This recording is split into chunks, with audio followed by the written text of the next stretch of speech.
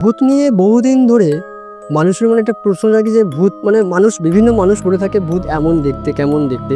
তো ভূত সাধারণত কেমন দেখতে হয়, মানুষের কেমন না হয়? তুমি যেটা কল্পনা করবে যেরকমভাবে দেখো, আমার নিজের লেখা একটা গল্প আছে ভূত নিয়ে আর কি, অশরীরী।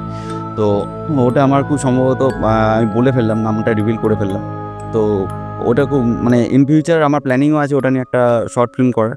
তো একদম ইউনিক টাইপের গল্প। এবার ধরো তুমি ভূতকে তুমি যে নজরে দেখছো, আমি যদি ভূতকে দেখি যে ভূতের সাথে আমি প্রেম করব, বিয়ে করব, তো তোমার কাছে ভূত একটা সুন্দরী একটা মেয়ে। আর স্বাভাবিকতা ভূত মেয়েই হয়, কোনোদিন আর যদি ছেলে খুব রেয়ার হয়েছে।